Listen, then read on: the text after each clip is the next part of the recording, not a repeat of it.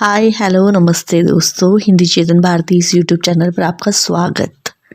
आज हम बात करेंगे फिर एक बार साहित्य के स्वरूप और परिभाषा के बारे में। चूंकि इसके पहले हम साहित्य के स्वरूप परिभाषा को लेकर भारतीय विद्वानों की मान्यता को देख चुके हैं, इस वीडियो का लिंक मैंने नीचे डिस्क्रिप्शन बॉक्स में दे दिया है। तो अब बात करेंगे पाश्चात्य विद्वानों की साहित्य संबंधी कुछ मान्यताओं को लेकर। So guides, please subscribe, like, comment and share my videos. वैसे पाश्चात्य काव्यशास्त्र की वीडियो की लिंक भी मैंने नीचे दे रखी है। अगर इसे देखोगे तो पाश्चात्य विचारधारा, उसे पोषित करने वाली परिस्थितियाँ, कालखंड और जानी मानी पाश्चात्य काव्यशास्त्रीय हस्तियों का परिचय भली भांति हो पाएगा। साहित्य संबंधी जिन परिभाषाओं का हम यहाँ अध्ययन करने जा रहे हैं, उसके पहले फिर एक वाक्य को सूत्र के रूप में मैं दोहराना चाहूँगी कि विचार परिस्थितियों की उपज होती है। व्यक्ति विद्वान की सोच पर परिस्थितियाँ अच्छा खासा असर करती है। अतः जिन परिभाषाओं का यहाँ हम अध्ययन करेंगे, हमें यह ध्यान में रखना होगा कि ये सभी विचार व्याख्याएं तत्कालीन परिस्थितियों की देन है। चूँकि इसके पहले पाश्चात्य चिंतन धारा का परिचय लेते समय हमने अरिस्टोफेनेस, एशिलियस, यूरिपिडियस, इन लोगों का परिचय देखा था। अब हम इस कड़ी को थोड़ा सा और आगे बढ़ाने की कोशिश करेंगे। तो सबसे पहले बात करते हैं प्लेटो की। प्लेटो भारत में अफलातून के नाम से भी जाना गया। पाश्चात्य साहित्य शास्त्र का प्रारंभ प्लेटो से ही माना जाता है। अपने गुरु सुकरात को युवाओं को बिगाड़ने, देवनिंदा और नास्तिक होने के झूठे आरोप में मिली देहदंड की शिक्षा का प्लेटो की सोच पर काफ़ी गहराई तक असर होता है। वैसे प्लेटो स्वयं कवि हृदय संपन्न था। महान कवियों के काव्य का उसने अध्ययन भी किया था। मात्र सत्य और तर्क के हिमायती प्लेटो ने अपने आदर्श राज्य की संकल्पना, जिसे वो अपने ग्रंथ द रिपब्लिक में उतारता है, उसमें से, उस आदर्श राज्य से वो कवियों को बहिष्कृत करने के लिए कहता है। यदि प्लेटो की साहित्य संबंधी सोच को हमें देखना है तो हमें सबसे पहले यही वाक्य दिखाई देगा कि प्लेटो साहित्य को अज्ञानजन्य मानता है। प्लेटो के अनुसार साहित्य की उत्पत्ति अज्ञान से होती है और ऐसा साहित्य अज्ञान को ही फैलाता है। प्लेटो साहित्य को जीवन से दूर मानता है। उसके अनुसार जीवन स्वयं भौतिक पदार्थ की अनुकृति है और भौतिक पदार्थ तो सत्य की अनुकृति है। इस अर्थ में साहित्य काव्य भौतिक पदार्थ के द्वारा सत्य की अनुकृति ही होता है, अतः वह अनुकरण का अनुकरण माना गया है। प्लेटो का साहित्य के संबंध में और एक कथन है कि साहित्य शुद्र मानवीय वासनाओं से उत्पन्न होता है और वो शुद्र वासनाओं को ही उभारता है। अतः जितना संभव हो सके साहित्य को समाज से दूर रखा जाए, वह हानिकारक है। जैसे मैंने पहले कहा कि इन लोगों की जो सोच है, इनके जो विचार है, वो उनकी परिस्थितियों की उपज है। जिस परिवेश, जिस कालखंड में वो जी रहे थे, संभवतः उस परिवेश को देखते हुए इनका कथन कुछ हद तक क्यों ना हो, सही साबित हो सकता है। बहरहाल प्लेटो के इस मत को हम थोड़ा और नज़दीकी से समझने की कोशिश करेंगे। जैसे कि यहाँ हम देख सकते हैं, इसे हम प्रथम आकृति को सत्य का रूप माने। मेरे ख्याल से हम इसे परम तत्व कह सकते हैं, ईश्वर कह सकते हैं, या ऐसी शक्ति कि जिसे साहित्य में उकेरा तो गया है लेकिन कोई समझता नहीं। बहरहाल ये प्लेटो के शब्दों में हम इसे कहेंगे कि यह सत्य है। सत्य की यह अनुकृति है संसार।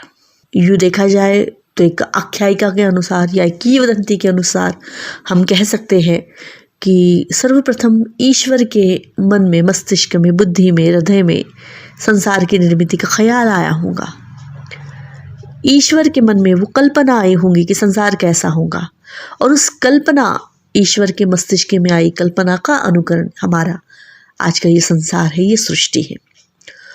और जब कोई कलाकार, कोई कवि इस सृष्टि को देखकर कला की रचना करता है, साहित्य की रचना करता है, सो उस रचना को प्लेटो अनुकृति की भी अनुकृति कहता है। इस अर्थ में प्लेटो की व्याख्या हमें ये बताती है कि भौतिक संसार, ये भौतिक पदार्थ सत्य की अनुकृति है, सत्य का अनुकरण है, और साहित्य इस भौतिक संसार का अनुकरण है। अतः सीधे देखा जाए तो साहित्य अनुकरण का अनुकरण है।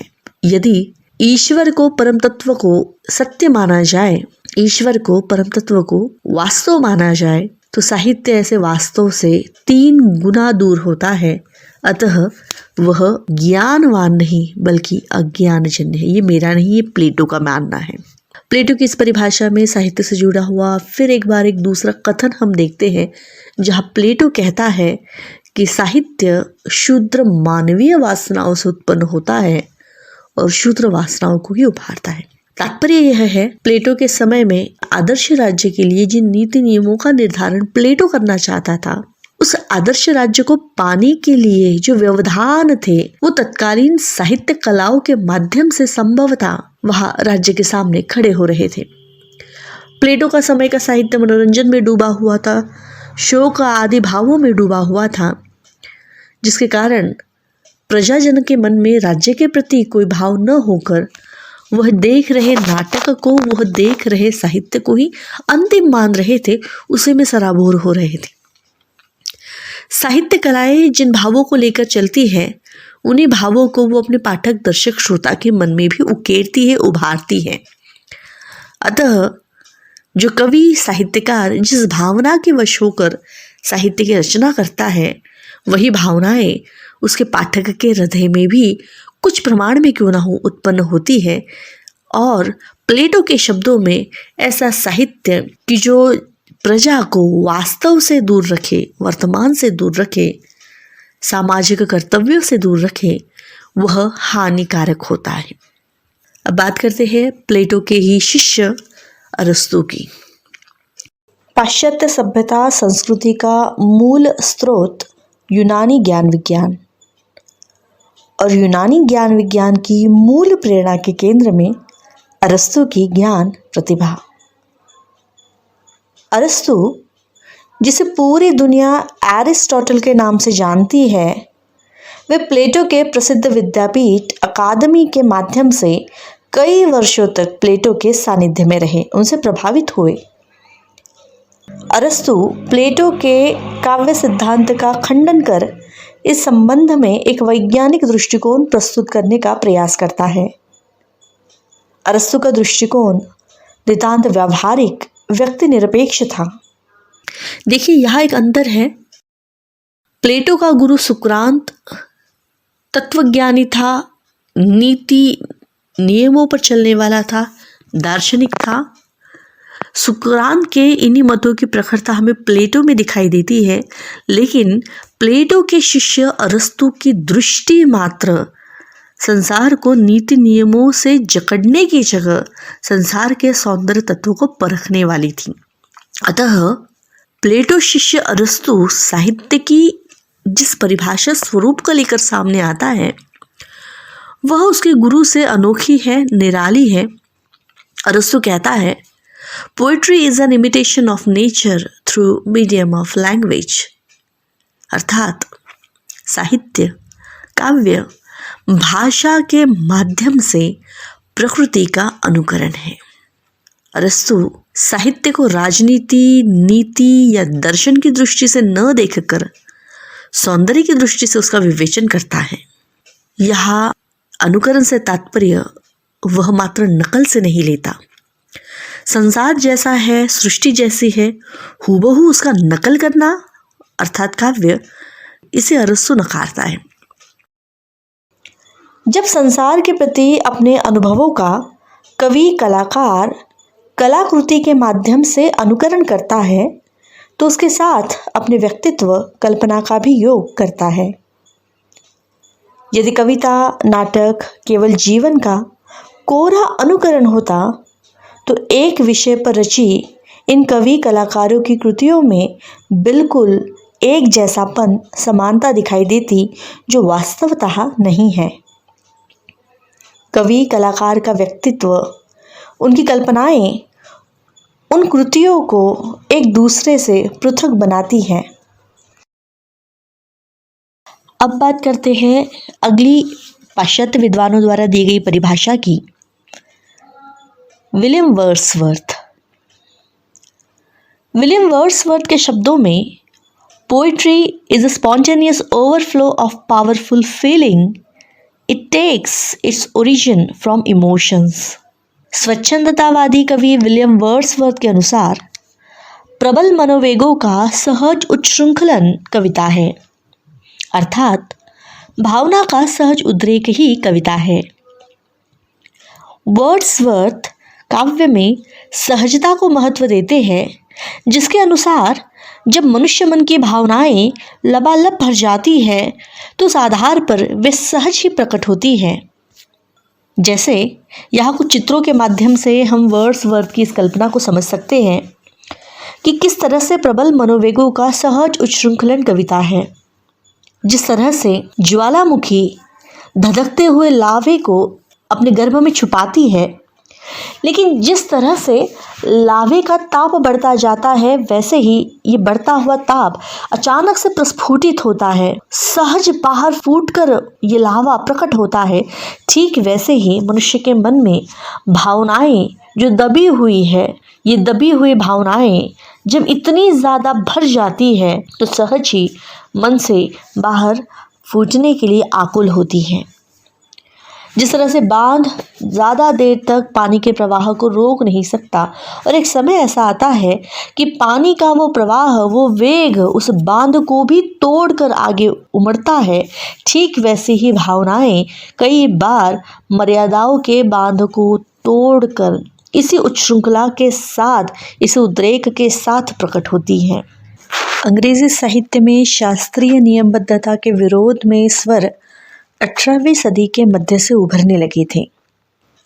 वर्ड्सवर्थ और कॉलरीज की 1798 में प्रकाशित कृति लिरिकल बैलेड्स ने आदर्श और शास्त्र की नियमावली से परे कवि के विचार अनुभूतियों की महत्ता की प्राण प्रतिष्ठा की। वर्ड्सवर्थ के काव्य सिद्धांत से काव्य परिभाषा संबंधी सूत्र को निकाला जा सकता है, जिसके अनुसार वे कविता को प्रयोग कहते हैं। वर्ड्सवर्थ के अनुसार कविता का मूल्य कवि की गहन और दीर्घ विचारशीलता में माना जा सकता है। वर्ड्सवर्थ कविता को केवल मनोवेगों का उच्छृंखलन नहीं मानते।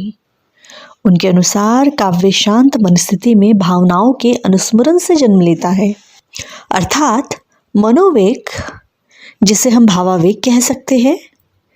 इन भावावेगों की तात्कालिक अभिव्यक्ति काव्य नहीं है। वह काव्य को अभ्यास कौशल्य द्वारा रचित भी नहीं मानते।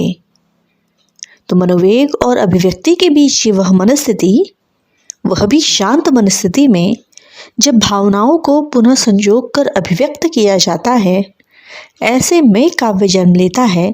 यह विलियम वर्ड्सवर्थ की मान्यता है। वर्ड्सवर्थ लोक भाषा को काव्य भाषा के रूप में स्वीकार करने का समर्थन करते हैं। सैमुअल टेलर कोलरीज 1772 में डेवनशायर इंग्लैंड में इनका जन्म हुआ। मात्र 16 वर्ष की आयु से इन्होंने लेखन शुरू किया।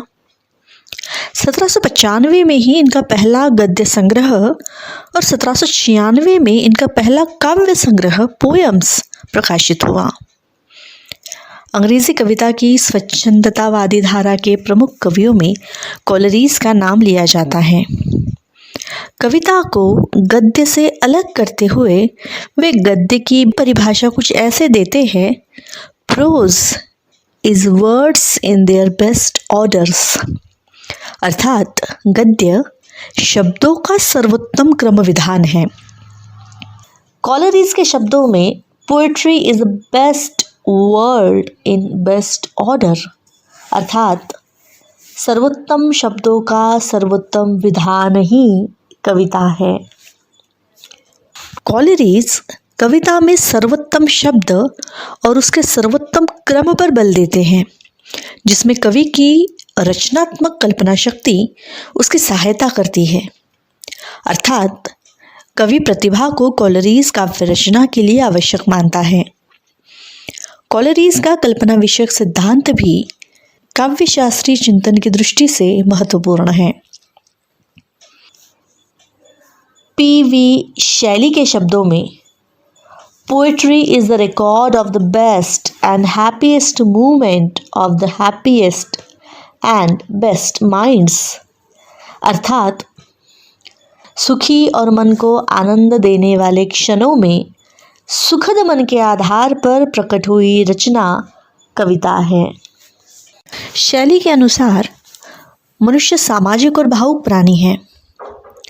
साहित्य, काव्य, भाषा के माध्यम से मनुष्य की भावनाओं की अभिव्यक्ति करता है।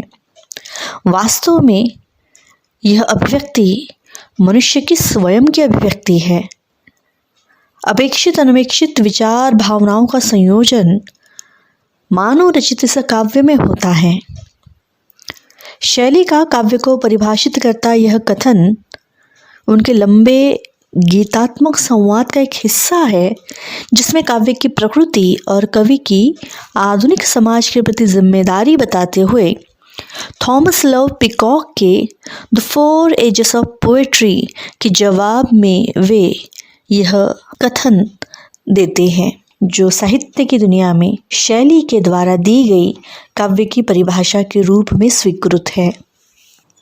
मैथ्यू अर्नोल्ड के शब्दों में poetry is a criticism of life. बड़े सीधे शब्दों में हम कह सकते हैं कविता अपने मूल रूप में जीवन की आलोचना है। इन सभी परिभाषाओं को देखकर यह निश्चित रूप से कहा जा सकता है कि ये सभी परिभाषाएं अपने समय के विशिष्ट मतवाद से तथा साहित्य से प्रेरित है।